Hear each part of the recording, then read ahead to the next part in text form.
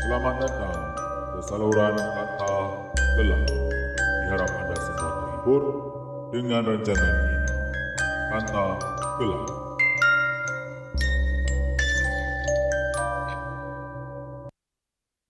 Oke. Selamat malam kepada semua para pendengar. Ya, selamat malam semua. Apa kabar anda hari ini?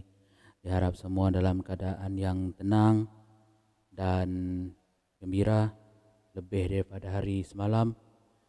Hari ini saya buat rekaman lebih awal sebab saya rasa saya perlukan rehat yang lebih. Jadi saya nak buat rekaman lebih awal hari ini. Saya ada sediakan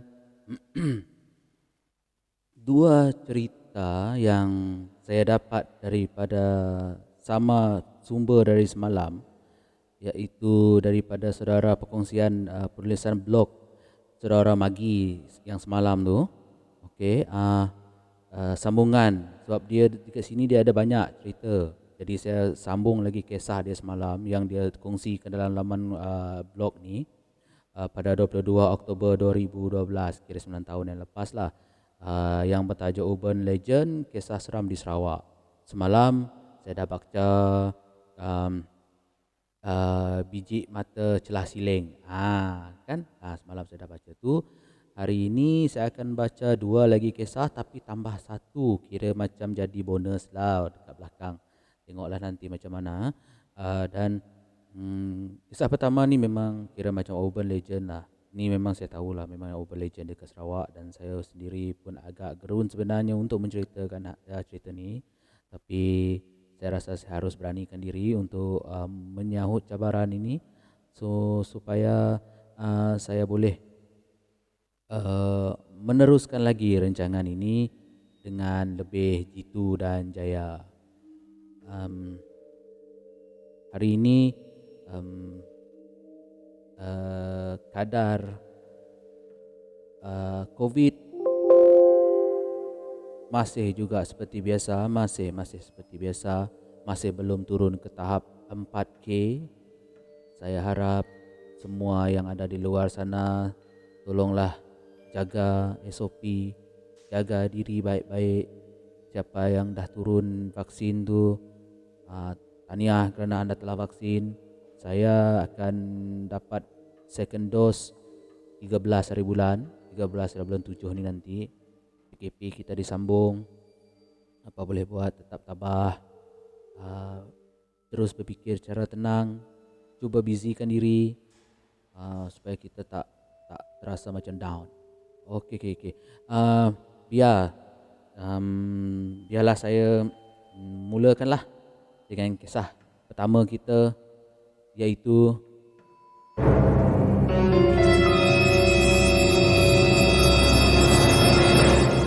iaitu hantu Janet.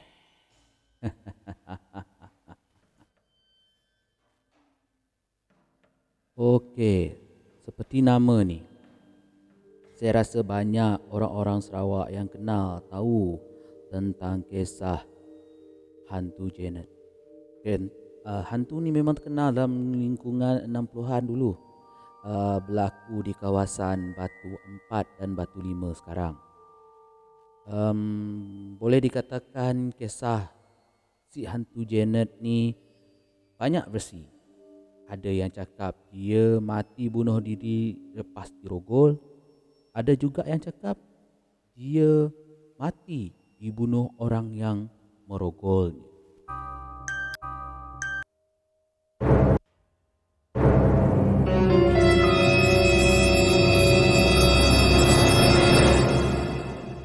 Okey, tetapi mengikut versi abah aku ni, iaitu Abah Magi ni lah. Tetapi mengikut versi abah aku yang berpindah di kawasan Batu 4 dan Batu 5 pada era 60-an tu, masa tu memang era seram di Kuching, iaitu tentang si gadis Cina berumur 20-an mati dirogol. Begini ceritanya.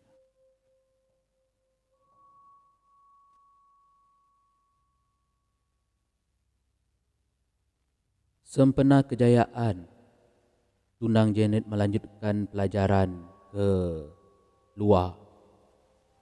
Kedua orang tua mereka telah membuat satu majlis, iaitu majlis pertunangan antara Janet dan tunangnya dan kekasihnya pada masa itu.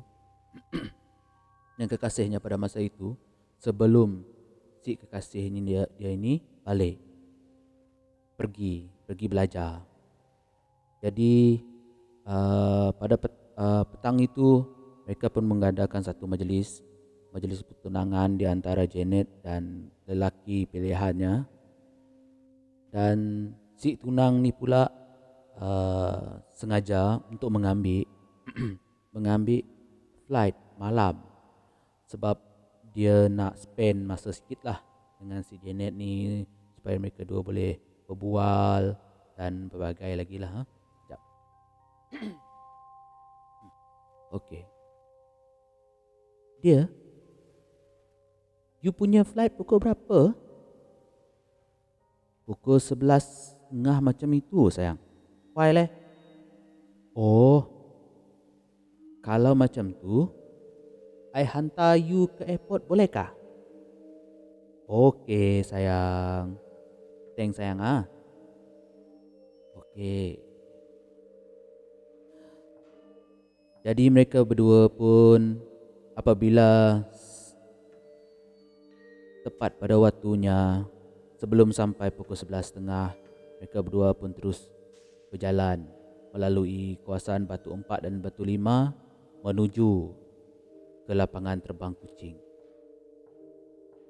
Sebaik saja selepas mengantar si tunang ke airport, si Janet ini pun melalui jalan yang sama. Tetapi jalan kawasan Batu 4 dan Batu 5 pada masa itu tidak seperti sekarang. Gelap, sunyi, penuh dengan semak samun, macam-macam lagi.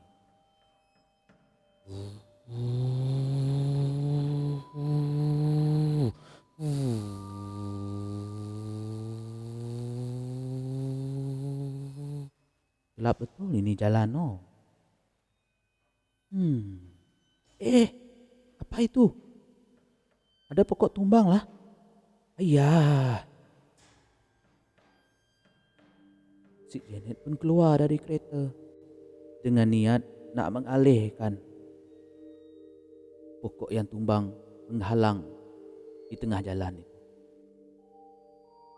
Dia tak mampu nak langgar pokok itu sebab dia memakai kenderaan yang kecil pada masa itu.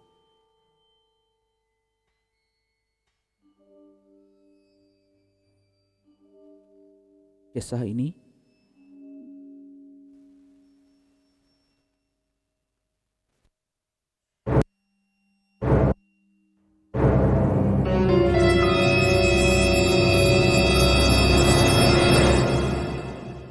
okey, kita berbalik pula pada kisah orang tua Janet yang ada di rumah, yang tengah menunggu Janet balik daripada menghantar tunang dia tadi dari airport. Tiba-tiba si ibu terkejut. Amoy, bila you sudah sampai? Mama tak ada dengar you punya kereta pun. Moy, Mama cakap sama you ni. Kenapa tu you tidak cakap? You gaduh sama aboy Jangan macam itu Moy. Dia mau jalan jauh belajar. Tidak elok kalau you dua gaduh mah. Nanti kalau aboy ada cuti, mesti aboy balik. Amoy sabar Jangan macam ini. Nanti Mama kuat risau.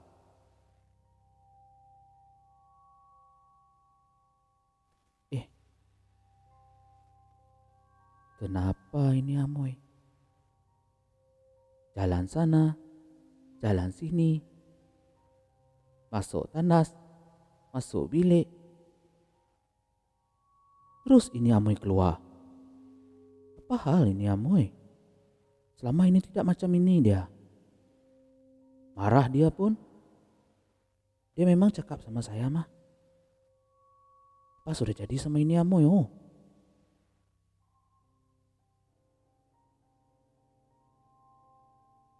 Si ibu cuma mampu melihat saja kelibat anak perempuannya meninggalkan rumah dan lenyap ditelan kegelapan malam.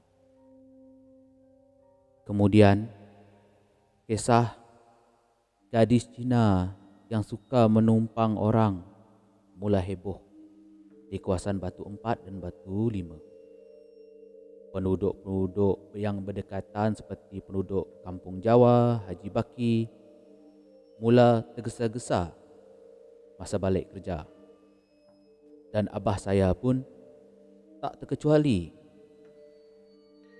Sebab pada masa itu abah saya sedang menghadiri kelas malam. Dia pun turut takut dengan kisah itu kerana jam 6 jalan raya di kawasan itu sudah sunyi sepi. Selepas 6 bulan berlalu, orang tua Janet tak pernah bercakap atau bersuah muka dengan si Janet ni. Setiap hari dia akan melakukan rutin yang sama, iaitu balik, masuk tandas, masuk bilik, keluar lagi. Balik, masuk tandas, masuk bilik, keluar lagi. Begitulah rutin si Janet ni tiap-tiap hari. Tetapi itu belum pelik lagi. Apa yang betul-betul mengherankan kedua orang tua Janet ini adalah si Janet ini akan menggunakan pakaian yang sama tiap-tiap hari, iaitu persalinan yang telah mereka gunakan pada hari pertunangan 6 bulan yang lepas. Setiap malam dia akan keluar dengan baju yang sama, tapi dia tak pernah bercakap walaupun sepatah pun dengan family dia. Kerana melihat kejanggalan peliknya anak mereka ni, kebetulan pula pada masa itu bakal menantu dia orang pun balik dari overseas sebab ada cuti semester. Mereka pun memberitahu pada si tunang bahawa si Janet ni dah banyak berubah semenjak 6 bulan yang lepas. Si tunang ni pun mulai risau, tetapi di dalam hatinya ada juga terdetik macam ada sesuatu benda yang pelik. Jadi kerana mereka ini beragama Buddha, si tunang ini pun bertemu dengan seorang Sami. Tapi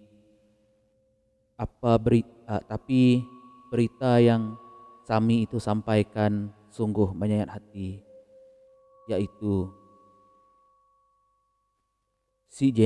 kereta si Janet telah dijumpai di bawah bukit dan mayat si Janet disumbatkan ke dalam laluan air yang besar yang baru siap dibina pada masa itu. Janet mati dirogol, tetapi tiada siapa yang tahu siapa pembunuh Janet.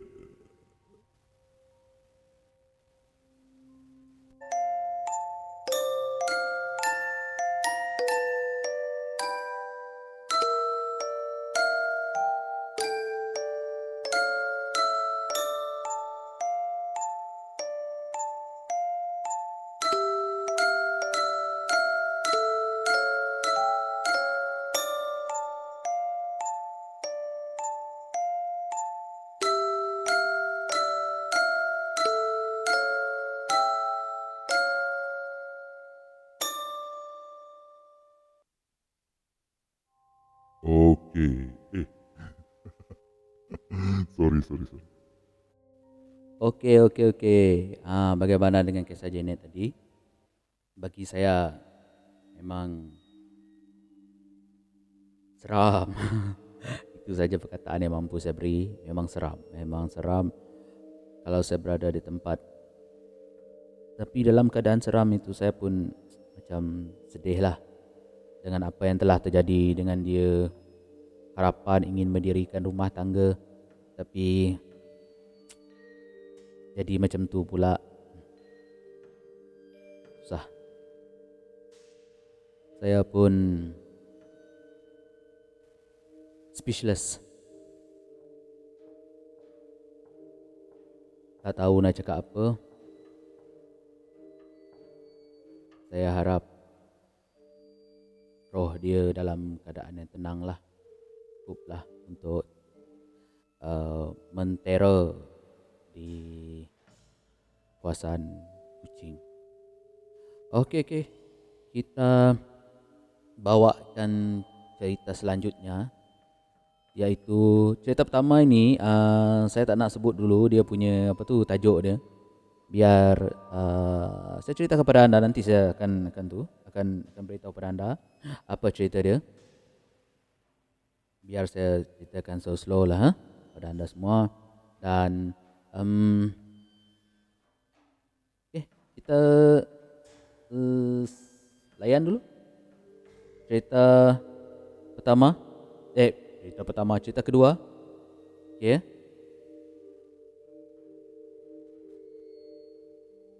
Okey. Kisah ini adalah perkongsian daripada kakak Sik Magi. Dia merupakan salah seorang daripada student yang telah menuntut di sebuah maktab perguruan yang ada di Sarawak. Tapi maktab perguruan yang ada dekat Sarawak tak banyak. Memang tak banyak. Tahu-tahulah. Bagi orang Sarawak memang tahu. Orang Sarawak memang tahu. Ya, tak perlu saya nak mention lah. Memang saya rasa orang Sarawak memang tahulah. Ni. Okey. Benda ni terjadi lebih kurang dalam tahun 2001. Pada masa itu ada satu acara sukan. Acara sukan telah diadakan di sekolah. Tapi dan untuk memenuhi tuntutan acara itu, sebab banyak penuntut dari student dari sekolah lain yang akan datang untuk menghadiri majlis sukan itu, semua asrama perlu dibersihkan dan juga disiapkan untuk menanti ketibaan pelajar-pelajar lain yang akan masuk ke dalam yang akan masuk ke maktab ini untuk bertanding di dalam acara sukan tersebut. Okey, kebetulan si kakak dia ni disuruh untuk membersihkan salah satu bilik yang berada di row diorang, tapi bilik itu berada di hujung sekali.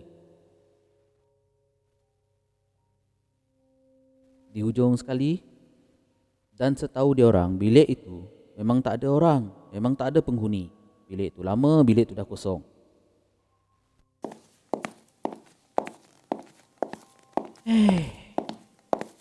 Memang bertuah lah kita ni. Kena pula bersihkan bilik yang hujung tu. Dah lah bilik tu tak ada penghuni.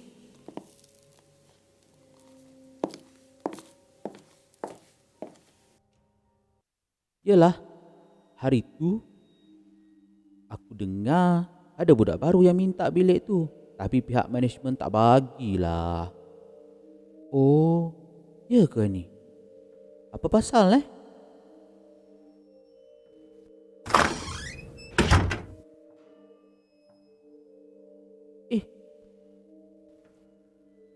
bersih pula bilik ni. Yalah ini. Semua barang masih ada kat sini. takkan kita salah bilik kot. Entahlah. Kalau kunci yang kau gunakan tu dah boleh buka pintu ni, takkanlah kita salah bilik. Betul lah bilik ni.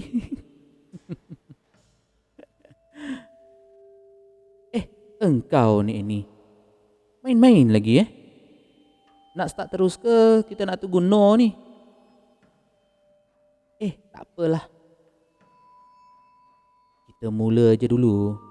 Nanti tahulah no tu. Kau dah pesan dia tadi kan? Dah.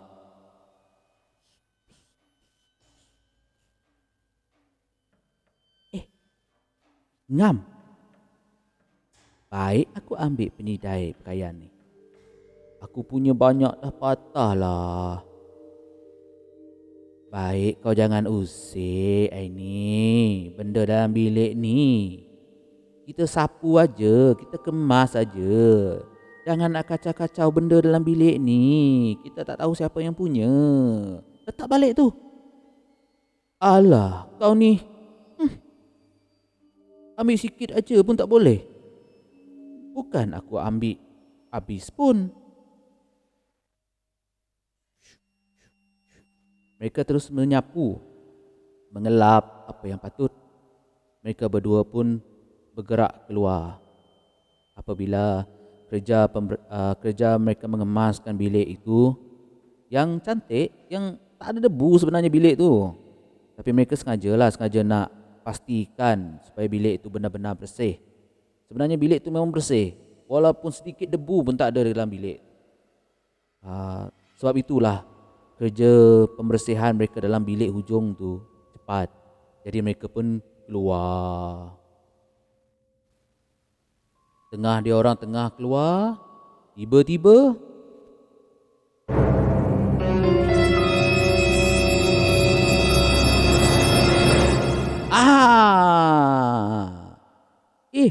kau ni no. Semangat. Kau ni nak putus urat jantung aku tau. Sorry. Aku sakit perut lah. Dah siap ke? Cepatnya. Tak, esok baru siap. Pandai curi tulang Berani kau dua ni masuk dalam bilik ni.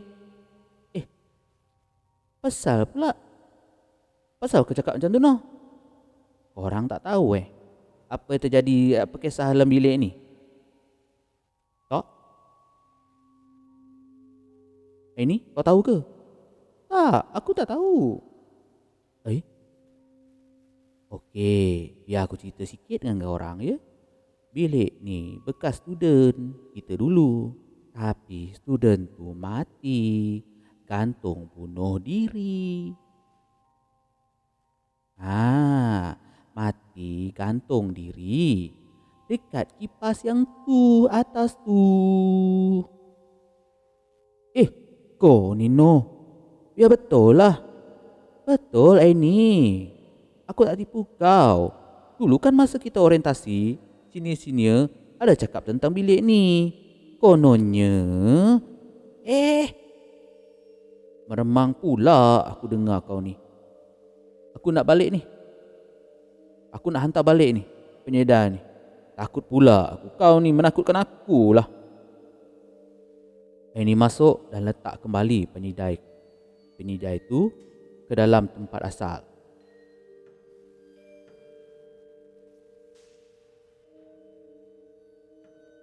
Tiba-tiba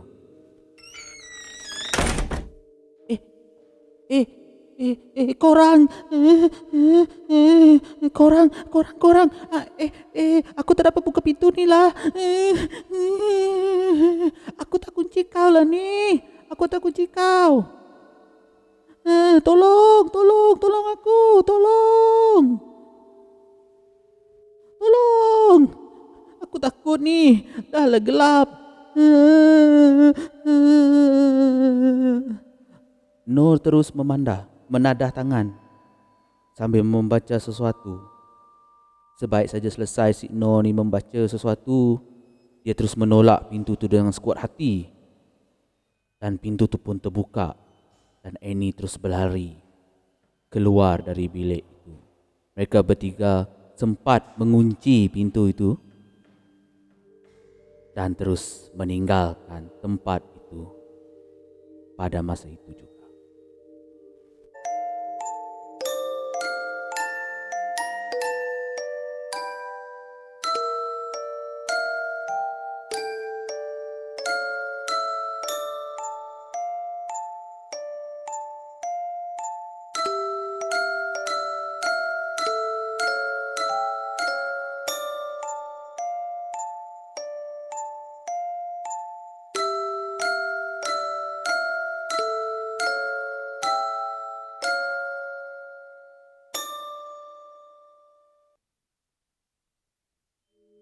Okey. Sebenar je cerita ni ada belakang dia lagi. Belakang dia lagi iaitu selang beberapa hari diorang ni limpas kawasan tu balik. Tapi masa diorang limpas kawasan tu, diorang terdengar ada orang tengah sapu dalam bilik.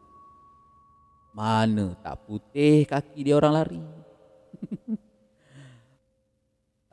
Kemudian tiba pada hari sukan itu, pihak sekolah telah membenarkan beberapa pelajar berbangsa Cina untuk stay di bilik itu.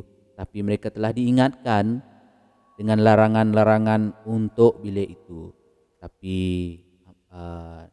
syukurlah mereka tidak diganggu, tidak terjadi apa-apalah pada mereka sebab mereka ikut apa yang telah dipesan oleh pihak sekolah, pihak maktab. Okey. Saya terpaksa, saya sengaja potong tu tadi sebab yang belakang tu saya rasa macam tak perlu lah, jadi saya potong. Saya harap sampailah cerita saudara Magi. Maafkan saya kalau macam saya potong cerita kamu tiba-tiba kan. Saya minta maaf lah, saya minta maaf. Okey. Kita masuk ke cerita bonus, cerita nombor 3. Nampaknya dah dekat 30 minit dah saya bercerita. Sekejap izinkan saya minum air sekejap.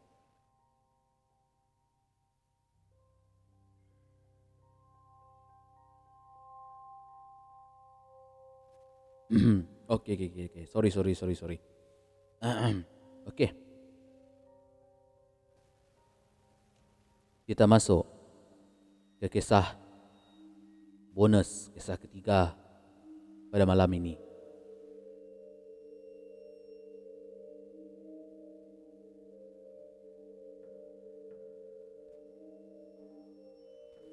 Diharap kisah ini boleh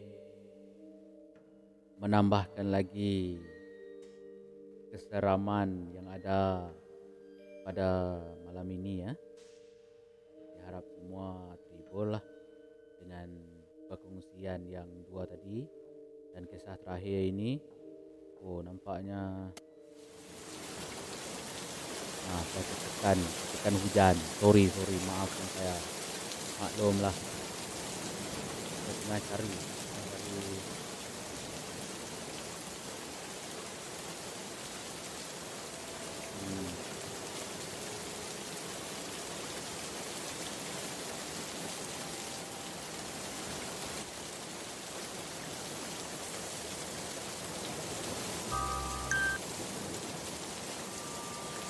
Okey.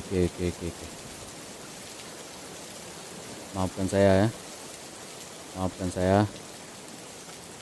Ni tak dapat stop ni. Berapa kali saya tekan ni tak dapat stop. Sebenarnya saya dah bikin dah buat satu butang untuk stop ni, tapi saya pun tak tahu kenapa dia tak nak stop.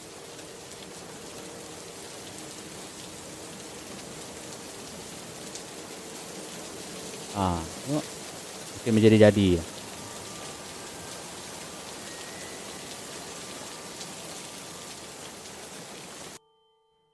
Okey, maafkan saya.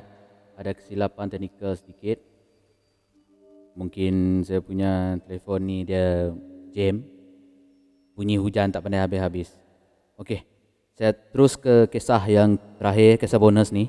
Maafkan saya, betul-betul saya minta maaf kali ini. Okey, kisah ini bermula begini.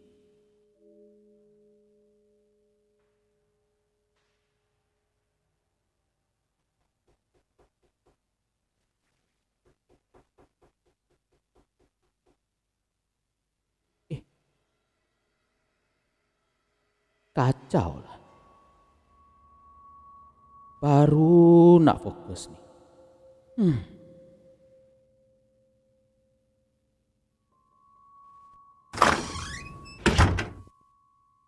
Ya?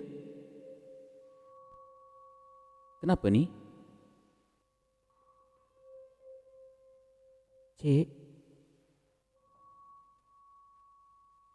Baik cik tidur.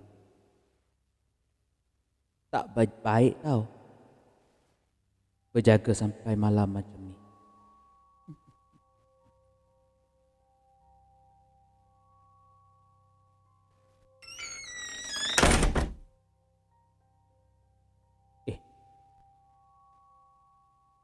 Budak kelas mana pula? Rasa macam tak pernah tengok pun.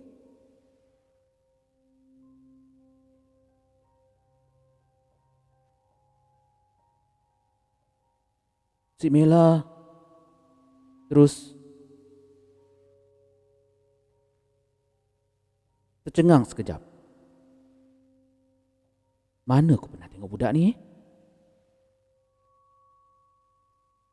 Sebab rasa ingin tahu sangat, si Mila pun cuba menjengukkan kepalanya ke daun pintu untuk meninjau keadaan koridor luar yang suram dan sunyi. Mila tutup pintu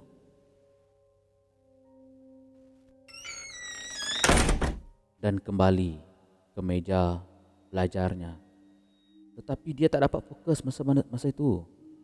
Dia masih terfikir, siapa gadis ni tadi? Lalu si Mela ni pun berfikir, setahu aku, budak-budak tingkat ini semua dah balik cuti. Aku seorang je kat sini. Tadi tu siapa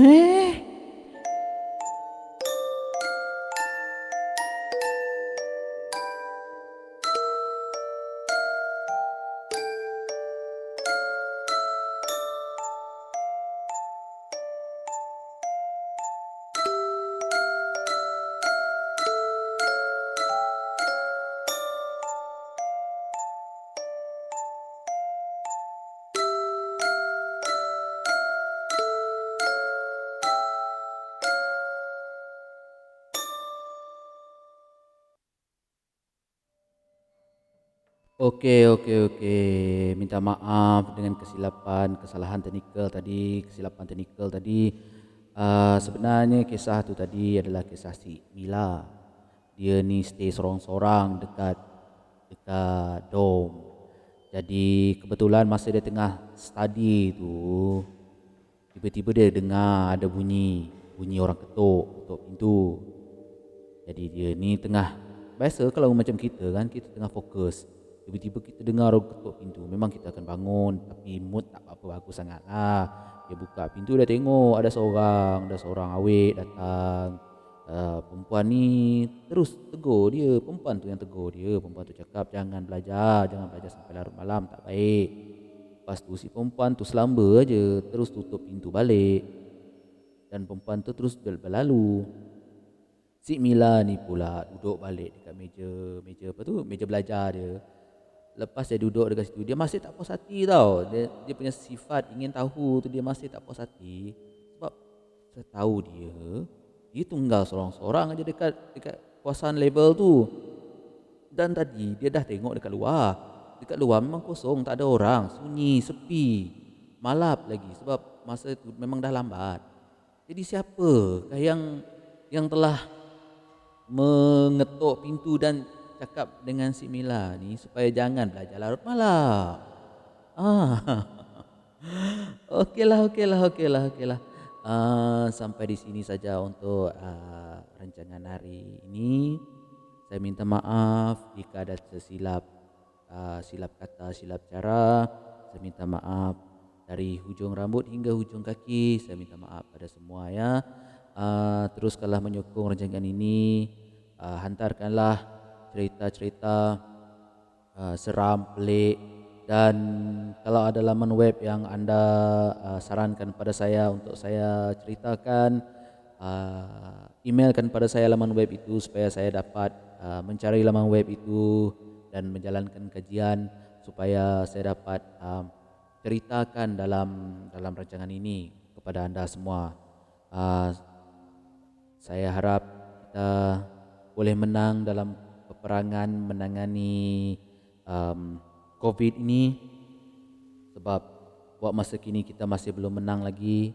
Angka masih kekal, belum sampai ke 4. Even though kalau kita dah sampai ke 4K pun kita masih belum menang. Dan saya harap kita stay safe, stay at home, kita jaga kita. Terima kasih semua. Salut.